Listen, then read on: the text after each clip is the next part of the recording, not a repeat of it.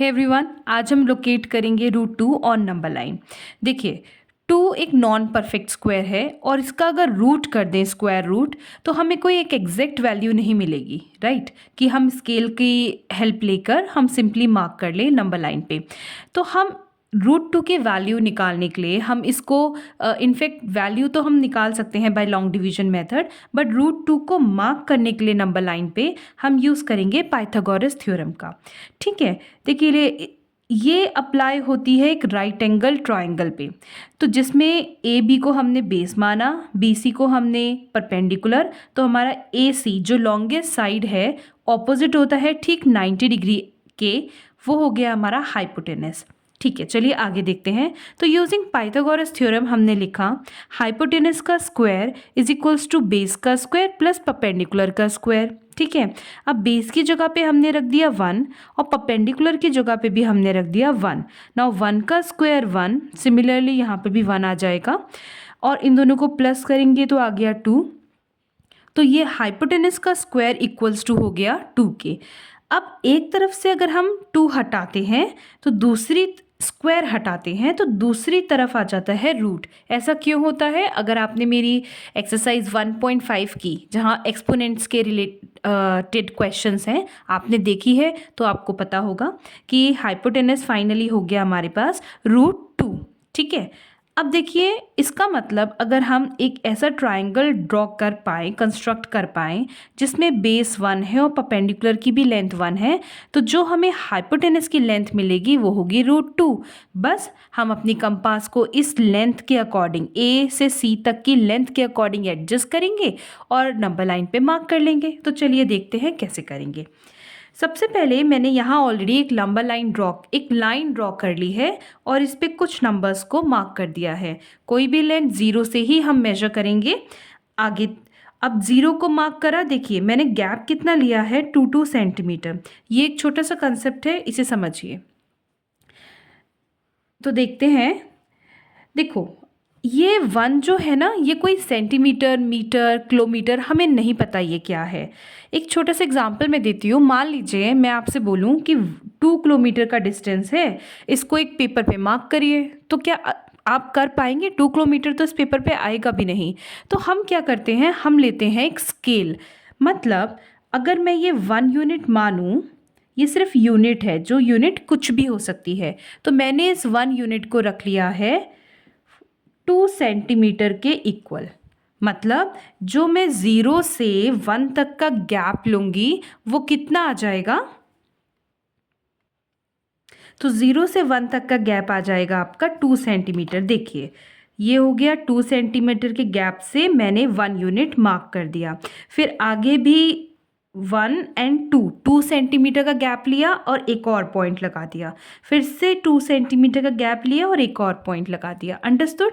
ये सिर्फ इसलिए कर रहे हैं कि हम नीटली ड्रॉ कर सकें। आप चाहें तो 1 सेंटीमीटर का गैप लेके भी यहाँ पे 1 सेंटीमीटर का मैं 0 से 1 सेंटीमीटर तक जाती और 1 यूनिट में मार्क कर लेती।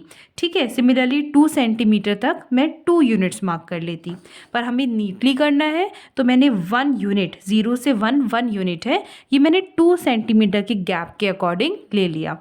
इसी तरह से जब मैं 2 यूनिट लूँगी तो 0 से 2 यूनिट तक, ये हो गया 2 यूनिट। 2 यूनिट तक 0 से कितना गैप हो जाएगा?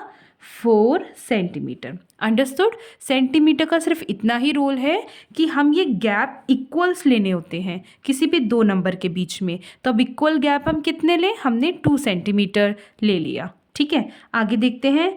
तो अब देखिए जो आपका बेस है ए से बी, वो कितना है? 1 यूनिट। तो इसको अगर हम नाम रख दें ए पॉइंट और ये वाला पॉइंट का नाम रख दें बी पॉइंट, तो ए से बी कितना हो गया? ये गैप आ गया आपका 1 यूनिट। मैं सिर्फ 1 लिख देती हूँ अभी। अब आगे देखते हैं। नेक्स्ट हमें बी पे 90 डिग्रीज ड्रॉ करना है, तो क्या करेंगे? डी लेंगे। अगर आपको कंपास से ही कैसे 90 डिग्रीज ड्रॉ करें तो इसके लिए मेरी वीडियोस है √5 और √9.3 में मैंने सिखाया है, आप देख सकते हैं, लिंक डिस्क्रिप्शन में है। चलिए तो मार्क करते हैं बी पे 90 डिग्रीज। यहाँ हमने एक पॉइंट लगाया और इस लाइन को ड्रॉ कर दिया।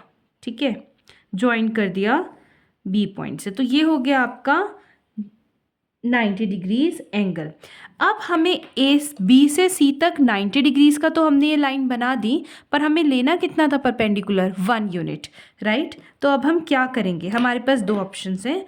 चलिए अब कंपास का यूज़ करते हैं। देखिए इस बी से 0 तक का मैं डिस्टेंस मेजर कर लूँगी। मैंने 0 तक का 1 यूनिट, यही तो हमारा 1 यूनिट है। मैंने ये डिस्टेंस मेजर कर लिया। अब मैं बी पॉइंट पे रख कर कंपास को, निडल को मैं एक कट लगा दूंगी। तो ये जहाँ कट लगा है ये कितना है? ये है 1 यूनिट। 1 यूनिट मतलब 2 सेंटीमीटर तक का डिस्टेंस। ठीक है, अब इसको हमने एक पॉइंट मार्क कर दिया और लेट्स नेम इट सी। ये क्यों हमने आर्क ड्रॉ करी, कट करा इस लाइन को? बिकॉज हमें बी से सी तक का डिस्टेंस सिर्फ 1 यूनिट चाहिए था। ठीक है, जिसको हमने माना है 2, देख लीजिए, जिसको हमने माना है 2 सेंटीमीटर। ठीक है, आगे देखते हैं। अब हमने क्या करा, हमने 0 से सी तक, आई मीन ये जो ए पॉइंट था इसको हमने ज्वाइन कर दिया। बस यही जो ए से सी तक का डिस्टेंस आया है ये आया है √2। ठीक है, अब हम क्या करेंगे, ये ए से सी का डिस्टेंस √2 मिल गया। अब अपनी कंपास को एडजस्ट करें और अपनी कंपास में √2 का डिस्टेंस के अकॉर्डिंग एडजस्ट करें। देखिए ठीक है, ए से सी एक पॉइंट, निडल मैंने सी पे रखी, tip of the pen is on point A, और ये ए से सी तक का डिस्टेंस मैंने मेजर कर लिया। अब मैंने क्या करना है कि अब मेरी निडल वापस से ए पॉइंट पे होगी। ए पॉइंट मतलब जहाँ मैंने 0 मार्क करा था। आई होप आपको क्लियरली दिख रहा हो। ठीक है, और मैंने नंबर लाइन पे एक कट लगा दिया, देखिए। ठीक है, तो जिस पॉइंट पे ये कट लगाया है इस पॉइंट का नाम रख देते हैं एम पॉइंट, और यही पॉइंट किसका है? यही पॉइंट शो कर रहा है √2। मतलब जो ए यानी कि 0 से ए पॉइंट से एम पॉइंट तक का डिस्टेंस होगा, ये कितना है? ये है √2 लेंथ। अंडरस्टूड? और हाँ, अगर आप देखें तो 1 और 2 के मिड से थोड़ा पहले है। हम जानते हैं सब लोग कि जो √2 की वैल्यू होती है वो होती है 1.414 समथिंग, मतलब 0.4 आ रहा है ना, तो 1.5 से थोड़ा पहले होगा। तो यानी कि अगर आप देख रहे हो तो 1 और 2 का मिड हुआ 1.5 और उससे ठीक थोड़ा सा पहले ही मार्क हो गया। तो दैट्स ऑल, हमने √2 को नंबर लाइन पे मार्क कर लिया है। ठीक है, मिलते हैं नेक्स्ट वीडियो में।